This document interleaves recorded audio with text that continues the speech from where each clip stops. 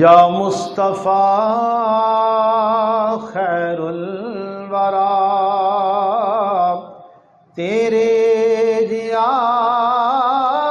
کوئی نہیں، یا مصطفیٰ خیر الورا تیرے جیا کوئی نہیں، کنوں کہواں تیرے جیا آقا تیرے جیا کوئی نہیں، یا مصطفیٰ خیر الورا تیرے جیا سونا نبی لبا جتا جے ہووے کوئی، تیرے جیا سونا نبی لبا جتا جے ہووے کوئی، مینوں تے بس اینا پتا، مینوں تے بس اینا پتا آقا تیرے جیا کوئی نہیں، یا مصطفیٰ خیر الورا تیرے جیا کوئی نہیں، اقصی دے وچ آقا میرے پڑھ کے نماز پیچھے تیرے، اقصی دے وچ آقا میرے پڑھ کے نماز پیچھے تیرے، نبیاں نو بھی کہنا پیا، نبیاں نو بھی کہنا پیا تیرے جیا کوئی نہیں، یا مصطفیٰ خیر الورا تیرے جیا کوئی نہیں، ہووے فقیر یا بادشاہ باویں گدا نیازی جیا، ہووے فقیر یا بادشاہ باویں گدا نیازی جیا، سب کھاندے نے صدقہ تیرا، سب کھاندے نے صدقہ تیرا آقا تیرے جیا کوئی نہیں، یا مصطفیٰ خیر الورا تیرے جیا۔ ناظرین و سامعین، بالخصوص ہم سب کی محبتوں کے چاہتوں کے صد لائق عزت مآب استاذ القراء والحفاظ جناب حافظ و قاری الحاج عبد الخالق قادری صاحب مدظ اللہ العالی، عزت مآب حضرت علامہ مولانا مفتی محمد راشد محمود ہزاروی صاحب مدظ اللہ العالی، عزت مآب محترم المقام جناب علامہ مولانا محمد زعفران صاحب مدظ اللہ العالی، اور بالخصوص نماز تراویح کے اندر اللہ رب العزت کا بابرکت کلام، با عظمت کلام، لا ریب کلام، بے مثل کلام سنانے والے، اور مجھے یہ بڑی خوشی ہوئی یہ سن کر کہ اس مسجد شریف میں قبلہ حافظ صاحب کا یہ 16واں مصلی ہے۔ میری مراد حافظ و قاری محمد طاہر صاحب مدظ اللہ العالی، اللہ تعالیٰ ان کا پڑھنا، آپ کا سننا، غلطی کوتاہی سستی معاف فرما کر اپنی بارگاہ کے اندر مقبول اور منظور فرمائے۔ اور بھی عظیم ہستیاں یہاں پر جلوہ افروز ہیں، قبلہ شاہ جی حضور قاضی صاحب ہم سب کی محبتوں کے لائق ماشاءاللہ مسجد شریف کی خدمت کرتے ہیں۔ اللہ تعالیٰ ان کی خدمت کو اپنی بارگاہ میں قبول فرمائے۔ میری مراد برادرم جناب محمد عارف صاحب، جناب حاجی محمد بشیر صاحب و دیگر جتنے بھی احباب بیٹھے ہیں، اللہ تعالیٰ آپ سب کو اپنی شان کے مطابق جزائے جزیل عطا فرمائے۔ آج ختم القرآن کا جہاں پروگرام ہے، وہاں ساتھ ساتھ الحمدللہ ہمارے پیش امام صاحب جو ہیں، حافظ صاحب جو ہیں، انہوں نے یہاں پر 2 بچوں کو حفظ القرآن بھی کروایا ہے، اور الحمدللہ 7 بچوں کو ناظرۃ القرآن پڑھایا ہے۔ ان کی بھی حوصلہ افزائی کی جائے گی۔ آقا علیہ الصلاۃ والتسلیم کا فرمان ہے، ہمارا اپنا سٹیٹس ہوتا ہے، دنیا دار ہیں، لیکن اللہ اور اس کے محبوب کا معیار جدا ہے۔ سرکار دو عالم صلی اللہ تعالی علیہ وآلہ وسلم نے ارشاد فرمایا کہ خیرکم من تعلم القرآن وعلمہ۔ اللہ اور اللہ کے محبوب سے پوچھو اے کلمہ پڑھنے والو، تو اللہ کے محبوب ارشاد فرماتے ہیں کہ تم میں بہترین لوگ وہ ہیں، تم میں بہترین لوگ وہ ہیں جو قرآن پڑھتے ہیں اور قرآن پڑھاتے ہیں۔ ہمارا معیار دنیا کے اعتبار سے جدا ہو سکتا ہے، کوٹھی والا، بنگلے والا، گارڈ والا، پراپرٹی والا، بڑے پیسے والا، ہم اسے بہتر سمجھتے ہیں، لیکن یہ سب اللہ کی ایک نعمتیں ہیں۔ جو بھی شکر بجا لاتا ہے اللہ تعالیٰ اس پر اور بھی کرم فرماتا ہے، لیکن کسی پراپرٹی والے کو، کسی پیسے والے کو اللہ کے محبوب نے بہترین نہیں ارشاد فرمایا۔ اللہ اور اللہ کے رسول کے ہاں بہترین وہ ہے کہ جو قرآن پڑھتا ہے اور قرآن پڑھاتا ہے، اور جو قرآن پڑھنے کے لیے آئے، اللہ کے محبوب کے پیارے فرمان کا مفہوم یہ ہے کہ اللہ تعالیٰ کے نورانی فرشتے بھی اس کے قدموں تلے اپنے نورانی پر بچھا دیتے ہیں۔ یہ جو قرآن آپ نے نماز تراویح میں سنا، اس کا بڑا مقام ہے، بڑی شان ہے، لا ریب کتاب ہے۔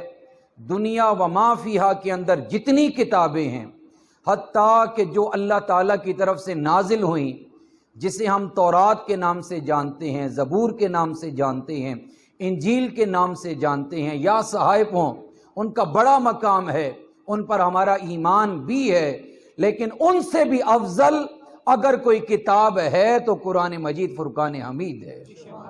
محدثین اور مفسرین نے ارشاد فرمایا کہ ایک شخص قرآن پڑھتا ہے اور الحمد کی الف سے لے کے والناس کی سین سمیت قرآن کو ختم کرتا ہے، بے شک اللہ تعالی ہر حرف کے بدلے اسے 10 نیکیاں عطا فرماتا ہے۔ اور آقا علیہ الصلوۃ والتسلیم نے فرمایا کہ الف لام میم یہ ایک حرف نہیں ہے، بلکہ الف جدا ہے، لام جدا ہے، میم جدا ہے۔ اگر کوئی یہ 3 حرف پڑھتا ہے تو اللہ تعالیٰ اس کے نامہ عمل میں 30 نیکیاں لکھ ڈالتا ہے۔ تو کیا مقام ہوگا اس شخص کا کہ جس نے الحمد کی الف سے لے کے والناس کی سین سمیت پورے کا پورا قرآن پڑھا، اللہ تعالیٰ اس کے نامہ عمل میں کتنا اجر لکھتا ہوگا یہ اللہ ہی جانتا ہے۔ اللہ چاہے تو ایک حرف کے بدلے میں، ایک آیت کے بدلے میں، ایک رکوع کے بدلے میں، ایک سپارے کے بدلے میں کسی کو جنت الفردوس ادا کر دے، تو اللہ تعالیٰ سے کوئی پوچھ نہیں سکتا کہ اے اللہ تو نے ایک حرف کے بدلے کسی بندے کو جنت الفردوس عطا کر دی، یہ اس کی عطا ہے، یہ اس کا کرم ہے، یہ اس کا احسان ہے۔ مختصر وقت کے اندر میں اتنی گزارش کروں گا کہ وہ معزز تھے زمانے میں مسلمان ہو کر، اور ہم خوار ہوئے تارک قرآن ہو کر۔ ہم نے قرآن کو فقط ختمانے کے لیے رکھ دیا، ہم نے قرآن کو فقط صوم اور تیجے کے لیے رکھ دیا، ہم نے قرآن کو فقط 40ویں کے لیے رکھ دیا، ہم نے قرآن کو فقط سالانے کے لیے رکھ دیا۔ ارے قرآن پڑھو اور قرآن سے پوچھو کہ کیا یہ تعویذ دھاگوں کے لیے آیا تھا، کیا یہ ختم دلوانے کے لیے آیا تھا؟ اگر کوئی ختم دلواتا ہے تو اسے ثواب ضرور ملتا ہے، اگر کوئی نیا مکان بناتا ہے، قرآن کی تلاوت کرواتا ہے، بے شک اللہ کی رحمتوں کا، برکتوں کا نزول ہوتا ہے۔ لیکن قرآن سے پوچھو تو قرآن جواب دیتا ہے کہ میں تو تمہارے لیے ہدایت بن کے آیا تھا، میں تو تمہارے لیے ہدایت بن کے آیا تھا۔ ہم نے قرآن بالائے طاق رکھ دیا، یا فقط برکت کے لیے پڑھا، یا فقط اجر کے لیے پڑھا، یا فقط ثواب کے لیے پڑھا۔ کوئی بندہ آیا، میری اور ہم سب کی ماں اور سرکار کی زوجہ امہات المؤمنین حضرت ام المؤمنین سیدہ عائشہ الصدیقہ رضی اللہ تعالی عنہا سے کسی نے پوچھا کہ سرکار کے خلق کے متعلق کچھ ارشاد فرمائیں کہ سرکار کا خلق کیا تھا، کیسا تھا؟ تو پتہ ہے انہوں نے کیا جواب دیا؟ انہوں نے ارشاد فرمایا کہ کیا تو نے قرآن نہیں پڑھا؟ کیا تو نے قرآن نہیں پڑھا؟ الغرض تورات کے علوم قرآن کے اندر، زبور کے علوم قرآن کے اندر، انجیل کے علوم قرآن کے اندر، صحائف کے علوم قرآن کے اندر، مشارق مغارب کے علوم قرآن کے اندر، آسمانوں کے علوم قرآن کے اندر، زمینوں کے علوم قرآن کے اندر۔ حتیٰ کہ قرآن سے پوچھو تو قرآن جواب دے گا۔ ہر خشک و تر کا علم اگر تم تلاش کرنا چاہتے ہو تو وہ قرآن کے اندر ہے۔ حضرت ابن عباس جنہوں نے تفسیر لکھی تو چہرہ مصطفیٰ دیکھ کے لکھی ہے، وہ ارشاد فرماتے ہیں کہ اگر میرے اونٹ کی نکیل کی رسی گم جائے تو میں ادھر ادھر تلاش نہیں کرتا، بلکہ قرآن کھول کے تلاش کرتا تھا کہ میرے اونٹ کی نکیل کی رسی کہاں پر ہے۔ علم والوں کو قرآن کے اندر اگر رسی مل سکتی ہے تو خدا کی عزت کی قسم میرے مصطفیٰ کے اٹھنے کا بیان قرآن کے اندر ہے، بیٹھنے کا بیان قرآن کے اندر ہے، سرکار نے کس طرح زندگی گزاری اس کا بیان قرآن کے اندر ہے۔ تمام کے تمام علوم قرآن کے اندر ہیں اور سارے کا سارا قرآن سینہ مصطفیٰ کے اندر ہے۔ یہ قرآن حافظ صاحب نے پڑھا، قاری صاحب نے پڑھا، آپ نے رمضان میں پڑھا، ہم پر نازل نہیں ہوا، ہم نے پڑھا ہے۔ یارو دوستو بزرگوں جو پڑھتے ہیں ان کا اتنا مقام ہے تو جس ہستی پہ نازل ہوا اس کا اللہ کے ہاں کیا مقام ہو سکتا؟ اپنے مختصر سے وقت میں مزید 20 سے 25 منٹ ہے میرے پاس، صرف سورۃ الفاتحہ کے متعلق آپ کے سامنے چند تفسیری فوائد رکھوں گا۔ اللہ تعالیٰ سمجھنے کی توفیق عطا فرمائے۔ قرآن کی فضیلتیں بہت زیادہ ہیں، آج ہم نے فضیلتیں سن سن سن سن کے فقط فضائل پہ رہ گئے۔ قرآن کے احکامات پر کون عمل کرے گا؟ قرآن کے اوامر پر کون عمل کرے گا؟ قرآن کے نواہی پہ کون عمل پر کرے گا؟ قرآن کے اندر جو آیات مثال ہیں انہیں کون پڑھ کر اپنی زندگی گزارے گا؟ قرآن کے اندر جو آیات قصص ہیں انہیں پڑھ کر کون اپنی زندگی بسر کرے گا؟ قرآن کے اندر جو متفرقات ہیں انہیں پڑھ کر کون اپنے لیے قرآن کو مشعل راہ بنائے گا؟ اصحاب رسول جتنے بھی تھے ان کے سامنے ان کا امام قرآن تھا۔ سرکار نے فرمایا کہ وہ شخص کبھی بھی گمراہ نہیں ہو سکتا جس نے کتاب اللہ کو تھام لیا۔ لن تدلو کے الفاظ ہیں، ہرگز ہرگز ہرگز وہ بندہ گمراہ نہیں ہو سکتا جس نے اپنا پیشوا امام مقتدا اور قرآن کو تھام لیا۔ اللہ تعالیٰ کبھی بھی اسے گمراہ کر سکتا؟ اور حدیث پاک کے ایک موقع پر سرکار کے فرمان ہے جس نے قرآن کو تھام لیا اور میری سنت کو تھام لیا وہ گمراہ نہیں ہو سکتا۔ دوسرے مقام میں سونے مصطفیٰ نے فرمایا جس نے قرآن کو تھام لیا اور میری آل بیت کو تھام لیا وہ کبھی بھی گمراہ۔ جو فقط سنت کی تابعداری کرے اور قرآن کے احکامات کو چھوڑ دے وہ بھی کامیاب نہیں ہے۔ جو فقط آل بیت کے سہارے پر اپنی زندگی گزارے اور قرآن کو چھوڑ دے وہ بھی کامیاب نہیں ہے۔ مزہ تب ہے کہ ادھر ایک ہاتھ میں قرآن ہو دوسرے ہاتھ میں آل بیت کی غلامی ہو، تاکہ روز محشر جب راتیا کے اندر ہے اس سورت کو فاتحہ اس لیے کہتے ہیں کہ یہ سورت حقیقی خزانوں کو کھولنے والی ہے، اللہ کے حقیقی خزانوں کو کھولنے والی ہے۔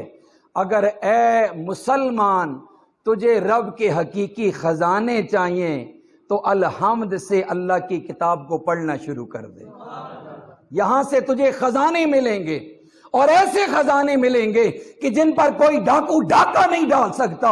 اگر تجھے ہدایت چاہیے تو خزانے کھولنے والی کتاب کی طرف آ جا۔ اس سورت کو فاتحۃ الکتاب بھی کہتے ہیں کہ پورے قرآن کے اندر جتنے خزانے ہیں ان تمام خزانوں کو یہی سورت کھولنے والی ہے۔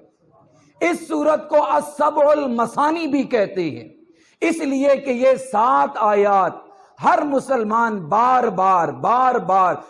بار ویسے پڑھے نہ پڑھے لیکن اپنی نماز کے اندر پڑھتا ہے۔ الحمدللہ رب العالمین الرحمن الرحیم مالک یوم الدین۔ اس سورت کو مفسرین نے فرمایا کہ سورت الشفاء بھی کہتے ہیں۔ آج ہمیں ظاہری بیماریاں ہیں، باطنی بیماریاں ہیں، تو یارو دوستو بزرگو یہ وہ نسخہ ہے جو علماء حق نے، اولیاء کرام نے، صوفیاء نے، اصحاب رسول نے اور خود محمد مصطفیٰ صلی اللہ تعالی علیہ وآلہ وسلم کے فرمان کا مفہوم ہے۔ اگر کوئی ظاہری بیماری ہو یا باطنی بیماری ہو، سورۃ الفاتحہ کی تلاوت کرو، سونا رب شفا عطا فرمائے گا، سونا رب شفا عطا فرمائے گا۔ الغرض مفسرین نے اس کے اور بھی اسماء کو ذکر کیا ہے، رب کریم سمجھنے کی توفیق عطا فرمائے۔ الحمدو، سب پڑھیں آتا ہے نا، سب کو الحمدللہ آتا ہے، علماء کرام محسوس نہ فرمائیں ثواب کے لیے۔ الحمدو للہ، حمد کی ہر جنس اللہ کے لیے ہے، حمد کی ہر جنس اللہ کے لیے ہے۔ میں ناوی، صرفی، منطقی، فلسفی، فساد، بلاغت کے قواعد کی طرف نہیں جاتا، آسان پہ ہم گفتگو کر رہا ہوں۔ حمد کی ہر جنس اگر ہے تو اللہ کے لیے ہے۔ حافظ صاحب نے قرآن یاد کیا، کسی نے 3 سال میں یاد کیا، مفتی راشد معبود ہزاروی صاحب نے الحمدللہ 6 مہینے میں یاد کیا۔ علماء کا مقام ہے، محدثین کا مقام ہے، مفسرین کا مقام ہے، اولیاء کرام کا مقام ہے، اصحاب رسول کا مقام ہے۔ لیکن اگر حمد کی بات ہوگی تو حمد ہے تو فقط اللہ کی ذات کے لیے ہے۔ حافظ صاحب کی تعریف ختم ہو سکتی ہے، ولی کی تعریف ختم ہو سکتی ہے، محدث کی تعریف ختم ہو سکتی ہے، محقق کی تعریف ختم ہو سکتی ہے، مفسر کی تعریف ختم ہو سکتی ہے۔ الغرض کسی بھی شان پہ کوئی بیٹھا ہے تو اس کی تعریف ختم ہو سکتی ہے۔ بالآخر حافظ کو حافظ کا مقام دینے والا اللہ ہے، عالم کو عالم کا مقام دینے والا اللہ ہے، ولی کو مقام ولایت دینے والا اللہ ہے، صحابی کو مقام صحابیت دینے والا اللہ ہے۔ میں یہ جملے کہوں تو الحمدللہ ہمارے عقیدے کی ترجمانی ہوگی کہ نبی کو مقام نبوت دینے والا اللہ ہے اور رسول کو مقام رسالت دینے والا اللہ ہے، اور قائد المرسلین و امام الانبیاء اللہ کے محبوب جناب محمد الرسول اللہ، انہیں بھی مقام محبوبیت دینے والا اللہ ہے، اللہ ہے۔ اللہ اکبر، یا رسول اللہ۔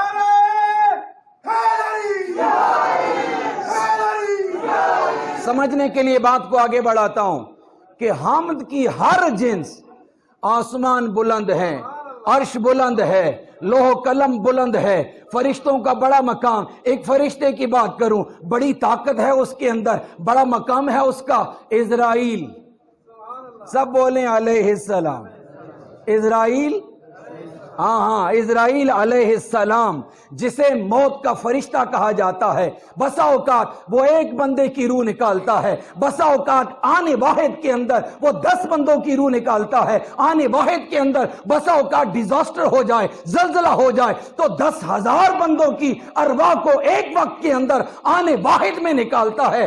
اگر رب کی مرضی ہو تو آنے واحد کے اندر سور پھونک کر وہ پوری مخلوقات کی سانس کو ختم کر سکتا ہے، لیکن اگر حمد ہے تو پھر بھی اللہ کے لیے ہے۔ جب میرے مصطفیٰ آقا کریم جناب محمد الرسول اللہ اس کائنات سے تشریف لے کے جا رہے تھے، ملک الموت اجازت لے کے اندر تشریف لائے۔ سونے مصطفیٰ نے فرمایا، اے ملک الموت این حبیبی جبریل، میرا حبیب جبریل کہاں ہے؟ تو انہوں نے عرض کیا وہ تو اللہ تعالیٰ کے حکم سے آپ کی آمد کے استقبال میں مصروف ہیں۔ بس مصطفیٰ آقا کریم کا یہ کہنا تھا۔ جبریل امی سرکار کی بارگاہ میں حاضر خدمت، یا رسول اللہ کیا حکم ہے؟ سونے مصطفیٰ نے فرمایا، اے جبریل بشرنی، مجھے کوئی خوشخبری سنا۔ تو جبریل نے عرض کیا، یا رسول اللہ، اللہ نے جنت کے سارے دروازوں کو کھول دیا ہے، اللہ نے تمام فرشتوں کو حکم فرمایا ہے کہ اگر آج میرے محبوب کی آنے کی مرضی ہوئی تو سارے کے سارے فرشتے کھڑے ہو جاؤ، میرے محبوب کا تم نے استقبال کرنا ہے۔ جنتی تمام حوروں کو آپ کے استقبال کے لیے کھڑا کر دیا ہے، جنتی تمام درختوں کو آپ کے استقبال کے لیے جھکا دیا ہے، حتیٰ کہ آسمانی مخلوقات آپ کے استقبال میں منتظر ہے۔ تو سونے مصطفیٰ نے پتہ ہے جواباً کیا فرمایا؟ ارشاد فرمایا، جبریل حمد ہے تو میرے سونے اللہ کے لیے ہے، شانے ہیں تو میرے اللہ کے لیے ہیں، بشرنی، مجھے کوئی اور خوشخبری سنا۔ سونے مصطفیٰ کی بارگاہ میں جبریل نے عرض کیا، انتا یا رسول اللہ، آپ ہی وہ ہیں کہ روز معاشر جنہیں سونا رب شفاعت کا حق عطا فرمائے گا، جن کی سب سے پہلے شفاعت کی جائے گی۔ پھر سونے مصطفیٰ نے جواباً ارشاد فرمایا، مجھے اگر حمد ہے تو اللہ کے لیے ہے، مجھے کوئی اور خوشخبری سنا۔ بالآخر المعجم الکبیر کے اندر اس پورے خطبے کو ذکر کرتے ہوئے ارشاد فرمایا کہ سونے مصطفیٰ نے آخر میں فرمایا، اسألک عن غمی و ہمی، اے جبریل میں تجھ سے اپنے غم اور اپنے دکھ کے بارے میں پوچھتا ہوں کہ جن کے لیے ساری رات میں اللہ کی بارگاہ میں گڑ گڑا کر دعائیں کرتا تھا، ان کے متعلق مجھے بتا۔ میری امت کا کیا ہوگا؟ میری امت کا کیا ہوگا؟ میرے بعد جو قرآن سے پیار کرنے والے ہیں ان کا کیا ہوگا؟ میرے بعد جو رمضان المبارک کے روزے رکھنے والے ہیں ان کا کیا ہوگا؟ میرے بعد جو بیت اللہ کا حج کرنے والے ہیں ان کا کیا ہوگا؟ میرے بعد جو نیکیاں کرنے والے ہیں، اللہ کے حکم کے مطابق اپنی زندگی گزارنے والے ہیں، میری محبت میں اپنی زندگی گزارنے والے ہیں، ان کا کیا ہوگا؟ تو جناب جبریل نے اللہ سے پوچھ کے جواباً عرض کیا، یا رسول اللہ، آپ کا رب ارشاد فرماتا ہے، قد حرمت الجنت علی الانبیاء والامم، اللہ تعالیٰ نے جنت کو تمام نبیوں اور تمام نبیوں کی امت پر حرام کر دیا ہے، حتی تدخلہا۔ یا رسول اللہ، آپ جنت میں داخل ہوں گے تو اور نبی جنت میں داخل ہوں گے، اور آپ کی امت جنت میں داخل ہوگی تو باقی نبیوں کی امتیں بھی جنت میں داخل ہو جائیں گی۔ سونے مصطفیٰ نے فرمایا، حمد ہے تو اللہ کے لیے، ہر سبق ہے، ہر جملے کے اندر سبق ہے۔ تمہیں پیسہ مل گیا تو تو کیا تکبر کرتا ہے؟ تمہیں مسند مل گیا تو تو کیا غرور کرتا ہے؟ تجھے حسن و جمال مل گیا تو تو کیا تکبر کرتا ہے؟ ادھر دیکھ، اللہ کے محبوب نے ہر جملے کے اندر عاجزی کا اظہار کیا۔ الغرض کہ حمد کی ہر جنس ہے تو اللہ کے لیے، رب العالمین، اس گفتگو کو میں جتنا پھیلاؤں پھیلا سکتا ہوں، لیکن بات آگے چلاؤں گا۔ رب العالمین، جو تمام جہانوں کا پالنے والا ہے، جو تمام جہانوں کا رب۔ علماء فرماتے ہیں اصول والے کہ یہ مصدر ہے، گرامر کے اعتبار سے یہ مصدر ہے، اور اس کا معنی یہ ہوگا کہ تبلیغ الشیء الی کمالہ بحسب استطاعہ، کہ کسی شے کو انتہا تک پہنچانا اس کی بساط کے مطابق. چونٹی کی اپنی بساط ہے، مچھر کی اپنی بساط ہے، انسان کی اپنی بساط ہے، جانوروں کی اپنی بساط ہے.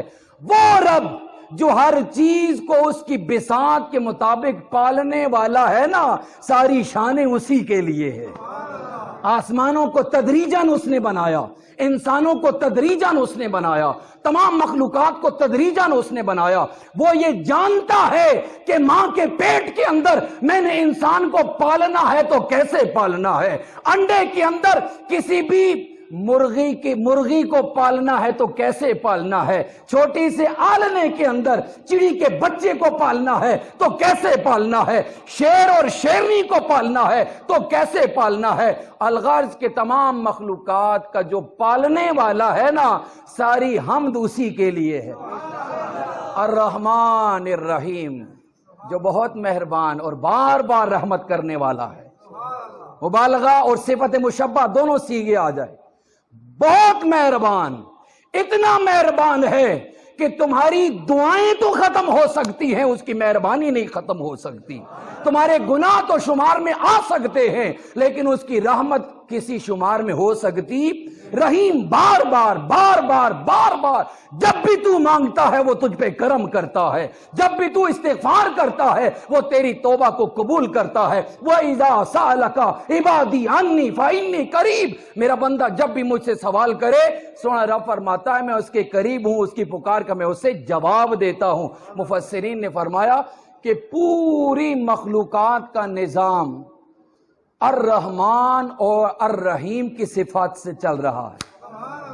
جو ولایت کی لائن میں ہے، سلسلے کی لائن میں ہے، نیک لوگوں سے وابستہ ہوگے، فرائض پورے کرنے کے بعد الرحمن اور الرحیم کثرت سے پڑھتے ہیں.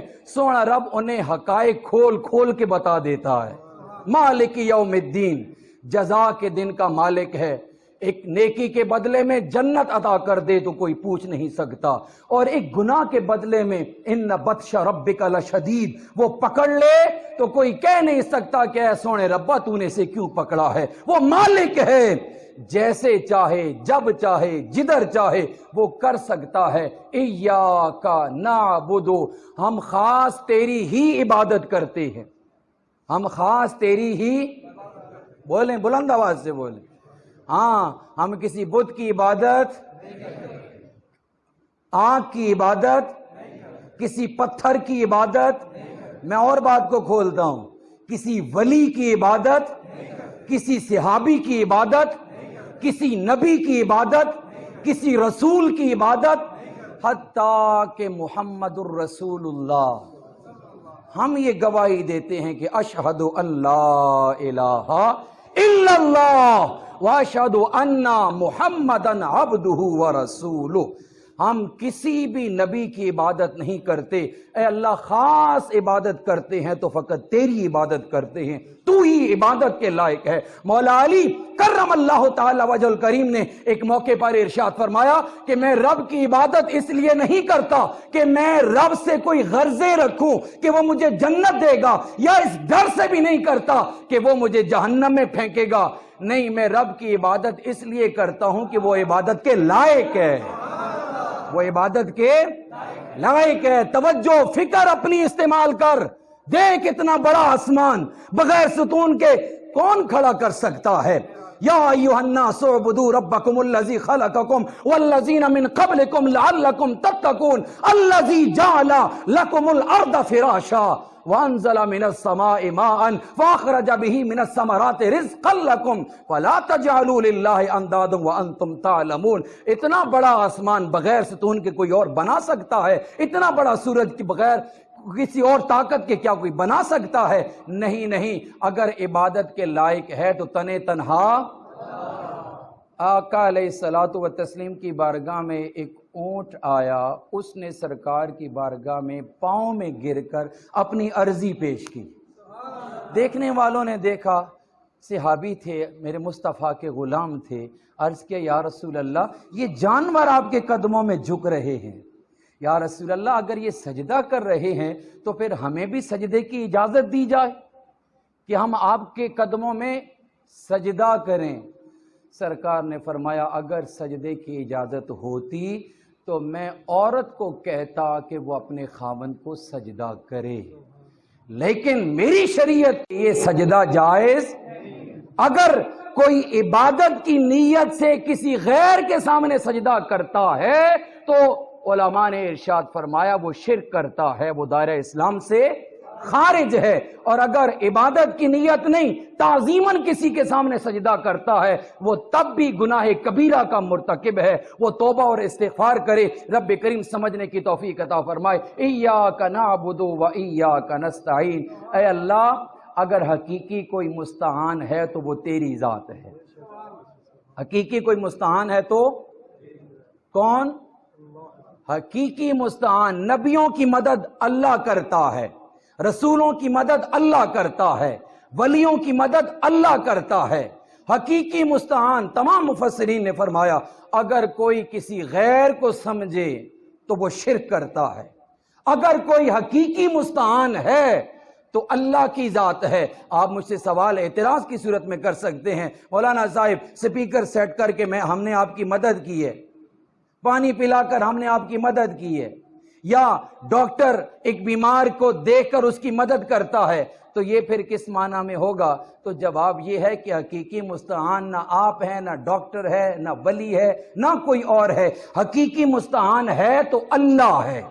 اور اگر مدد کی کوئی قوت کسی کے پاس موجود ہے تو اللہ کی عطا سے ہے، اللہ کی عطا سے ہے۔ علماء حق نے بالکل، شاہ ولی اللہ محدث دہلوی ہوں، یا شاہ عبدالعزیز محدث دہلوی ہوں، یا شاہ عبدالحق محدث دہلوی ہوں، یا مجدد الف ثانی ہوں، یا مولانا اشرف علی تھانوی ہوں، یا بانی دارالعلوم دیوبند مولانا قاسم نانوتوی ہوں، انہوں نے تو یہاں تک اپنے قصائد کے اندر یہ جملہ لکھ دیا ہے، مدد کر مدد کر مدد کر اے کرم احمدی کہ تیرے سوا، مدد کر اے کرم احمدی صلی اللہ تعالی علیہ وآلہ وسلم، مدد کر اے کرم احمدی کہ تیرے سوا نہیں ہے کوئی قاسم بے کس کا حامی کار۔ اگر قاسم نانوتوی کا کوئی حامی کار ہے تو یا رسول اللہ وہ آپ کی ذات ہے۔ لہٰذا اگر رسول کسی کی مدد کرے، صحابی کوئی کسی کی مدد کرے، یا کوئی ولی کسی کی مدد کرے تو وہ اللہ کی عطا سے مدد کرتا ہے۔ کوئی حقیقی مستعان ہو سکتا؟ اگر ہے حقیقی مستعان تو اللہ کی ذات ہے۔ اے اللہ ہمیں سیدھے رستے پر چلا، رستہ ان لوگوں کا جن پر تو نے انعام کیا۔ اولئک الذین انعم اللہ علیہم من النبیین والصدیقین والشہداء والصالحین، نبی، شہداء، صدیقین، یہ لوگ اللہ کے انعام یافتہ ہیں۔ ان لوگوں کے اللہ کی بارگاہ میں عرض کیا کرو اے اللہ جس طرح تو نے ان پر کرم کیا ہے نا، انعام کیا ہے، ہمیں بھی اس رستے پر چلا جس رستے پر تیرے نبی چلے، جس رستے پر تیرے ولی چلے، جس رستے پر شہداء چلے، جس رستے پر صدیقین چلے، نہ کہ ان لوگوں کا جن پر تیرا غضب ہوا، نہ یہودیوں کا، نہ عیسائیوں کا، نہ گمراہوں کا۔ اے اللہ ہمیں ہدایت والوں کا رستہ عطا فرما۔ اور آخر میں کہہ دیجیا کریں آمین آمین۔ رب کے حضور پھر یہ التماس ہوتی ہے، اے اللہ میں نے جو تو نے دعا سکھائی اور میں نے مانگی، اس کو تو اپنی بارگاہ کے اندر مقبول اور منظور فرما۔ الفاتحہ کے حوالے سے مختصر تفسیری فوائد آپ کے سامنے گوش گزار کیے۔ رب کریم ہم سب کو قرآن پڑھنے، سننے، سمجھنے، سمجھ کر عمل پیرا ہونے کی توفیق رفیق عطا فرمائے۔ وما توفیقی الا باللہ العلی العظیم۔ آخر میں یہاں پر جو حافظ صاحب نے 2 بچوں کو حافظ قرآن بنایا، ان کی حوصلہ افزائی کے لیے دستار بھی ہوگی، ابھی دعا بھی ہوگی، اور جو 7 بچے جنہوں نے ناظرۃ القرآن پڑھا ہے ان کے حوالہ سے بھی ہم دعا کریں گے، آپ اس کے اندر ضرور شرکت فرمائیں۔ اللہ تعالی ہم سب کا حامی اور ناصر ہو۔ وآخر دعوانا ان الحمد للہ رب العالمین۔